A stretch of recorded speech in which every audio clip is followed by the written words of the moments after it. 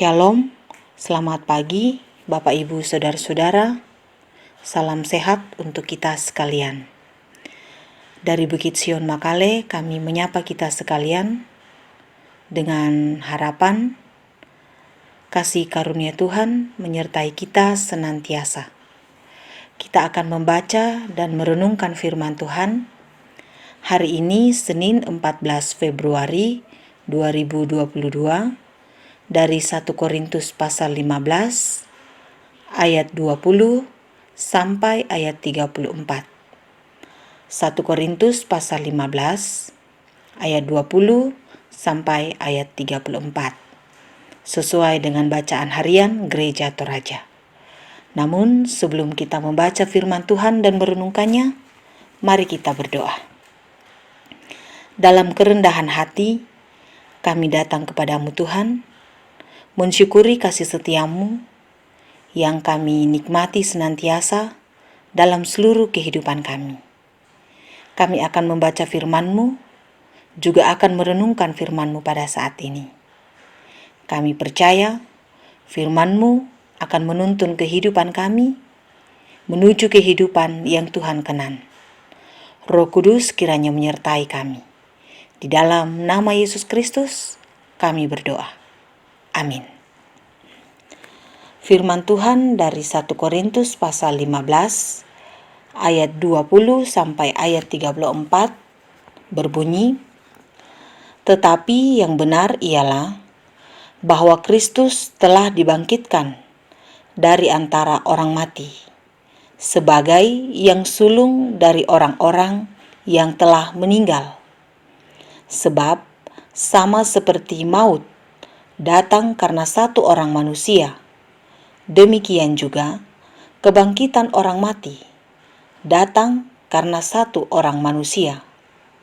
Karena sama seperti semua orang mati dalam persekutuan dengan Adam, demikian pula semua orang akan dihidupkan kembali dalam persekutuan dengan Kristus. Tetapi tiap-tiap orang menurut urutannya. Kristus sebagai buah sulung, sesudah itu mereka yang menjadi miliknya pada waktu kedatangannya. Kemudian tiba kesudahannya, yaitu bila mana ia menyerahkan kerajaan kepada Allah Bapa, sesudah ia membinasakan segala pemerintahan, kekuasaan, dan kekuatan. Karena ia harus memegang pemerintahan sebagai raja sampai Allah meletakkan semua musuhnya di bawah kakinya. Musuh yang terakhir yang dibinasakan ialah maut. Sebab segala sesuatu telah ditaklukkannya di bawah kakinya. Tetapi kalau dikatakan bahwa segala sesuatu telah ditaklukkan, maka teranglah bahwa ia sendiri yang telah menaklukkan segala sesuatu di bawah kaki Kristus itu tidak termasuk di dalamnya. Tetapi kalau segala sesuatu telah ditaklukkan di bawah Kristus, maka ia sendiri sebagai anak akan menaklukkan dirinya di bawah Dia yang telah menaklukkan segala sesuatu di bawahnya, supaya Allah menjadi semua di dalam semua. Jika tidak demikian, apakah faedahnya perbuatan orang-orang yang dibaptis bagi orang mati, kalau orang mati sama sekali tidak dibangkitkan? Mengapa mereka mau dibaptis bagi orang-orang yang telah meninggal? Dan kami juga, mengapakah kami setiap saat membawa diri kami ke dalam bahaya? Saudara-saudara, tiap-tiap hari aku berhadapan dengan maut. Demi kebanggaanku akan kamu dalam Kristus Yesus, Tuhan kita, aku katakan bahwa hal ini benar. Kalau hanya berdasarkan pertimbangan-pertimbangan manusia saja, aku telah berjuang melawan binatang buas di Efesus. Apakah gunanya hal itu bagiku? Jika orang mati tidak dibangkitkan, maka marilah kita makan dan minum, sebab besok kita mati. Janganlah kamu sesat. Pergaulan yang buruk merusakkan kebiasaan yang baik. Sadarlah kembali sebaik-baiknya, dan jangan berbuat dosa lagi. Ada di antara kamu yang tidak mengenal Allah. Hal ini kukatakan supaya kamu merasa malu. Amin, firman Tuhan.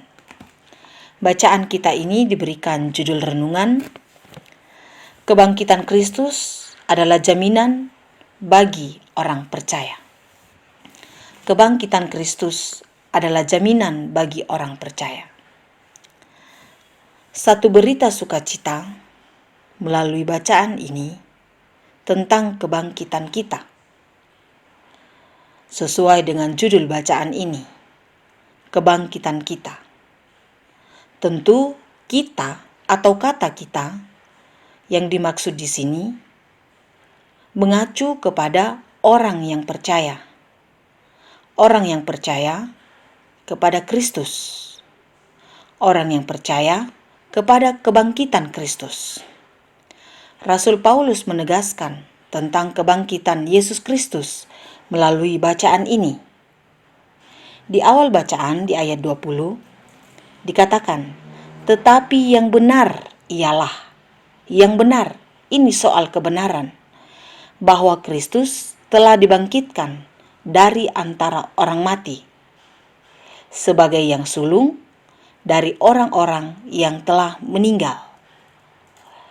Jadi kebangkitan Kristus dari antara orang mati adalah buah sulung dari kebangkitan orang mati. Kebangkitan Kristus dari antara orang mati bagi Paulus menjadi jaminan bagi orang yang percaya kepadanya tentang kebangkitan manusia, kebangkitan orang yang percaya kepadanya. Ini tentu menjadi jaminan, menjadi kekuatan, dan berita yang baik. Good news, bahwa tidak ada lagi kekhawatiran bagi orang yang percaya dalam menghadapi kehidupan, dalam menghadapi kematian. Bahwa baik hidup atau mati, Kristus adalah jaminan bagi orang yang percaya. Kristus adalah kekuatan bagi orang yang percaya. Sehingga satu hal yang menjadi tugas dan tentu PR bagi setiap orang, bahwa apakah kepercayaan kepada Kristus, kepercayaan kepada kebangkitan Kristus sudah menjadi bagian kehidupan bagi orang yang percaya, sudah menjadi bagian dari kehidupan saya dan kita semua. Sehingga kebangkitan Kristus juga menjadi berita sukacita yang akan kita beritakan kepada setiap orang yang dijumpai. Ayat 23 mengatakan, tetapi tiap-tiap orang menurut urutannya. Kristus sebagai buah sulung. Sesudah itu, mereka yang menjadi miliknya pada waktu kedatangannya. Menjadi miliknya. Tentu yang dimaksud di sini adalah milik Kristus. Tentu setiap orang berpotensi, berpeluang menjadi milik Kristus. Tetapi persoalannya, apakah setiap orang mau memberi dirinya menjadi miliknya, menjadi milik Kristus? Hidup berpadanan dengan keinginannya, hidup berpadanan dengan aturan main yang dikehendakinya. Sehingga apapun yang dikehendakinya menjadi jaminan bagi orang tersebut. Sekiranya kita semua meyakini akan hal itu dan menjadi bagian daripada kebangkitan orang yang percaya kepadanya. Roma pasal 14 ayat 9 mengatakan, sebab untuk itulah Kristus telah mati dan hidup kembali, supaya ia menjadi Tuhan baik atas orang-orang mati maupun atas orang-orang hidup. Apakah yang menjadi kekhawatiran kita lagi? Atau apakah yang kita takutkan lagi? Jika Kristus menjadi Tuhan bagi orang mati dan menjadi Tuhan bagi orang hidup, bukankah ini menjadi kekuatan dan jaminan bagi kita? Satu hal, bahwa serahkanlah kehidupan hanya kepadanya saja, percayakan kehidupan hanya kepadanya saja, biarlah di dalam tangan kuasanya, kehidupan dan kematian kita menjadi miliknya. Amin, firman Tuhan. Mari kita berdoa. Ada sukacita besar dalam hidup kami, mendengar dan membaca serta merenungkan firman-Mu ini. Bahwa Engkau ya Tuhan, jaminan dalam kehidupan kami, Engkau ya Tuhan, jaminan dalam kematian kami. Buat kami percaya akan semuanya itu, buat kami mempercayakan seluruh kehidupan kami hanya kepadamu. Roh Kudus kiranya menolong kami. Kami berserah kepadamu untuk segala kehidupan, rencana kami, kegiatan kami sepanjang hari ini dan sepanjang hidup yang Tuhan masih karuniakan. Kiranya semuanya itu boleh kami lakukan dengan baik, hanya oleh pimpinan dan kuasa daripadamu. Ajari kami untuk selalu berserah kepadamu Tuhan. Senantiasa kami berdoa untuk bangsa dan negara kami, senantiasa kami berdoa untuk pemerintah kami. Kiranya Tuhan menyertai, kiranya Tuhan menolong, sekiranya bangsa dan negara kami boleh dipimpin dan sertai oleh Tuhan melalui pemerintah kami, damai sejahtera-Mu boleh kami nikmati dan kami rasakan. Ampunilah kami Tuhan, ajari kami untuk selalu hidup hanya di dalam Tuhan saja. Di dalam nama Yesus Kristus, kami memohon pengasihan-Mu. Amin. Selamat beraktivitas Bapak Ibu Saudara-saudara, dan selamat merayakan Hari Valentine. Hari ini 14 Februari bagi kita yang merayakannya. Sukacita bagi kita semua.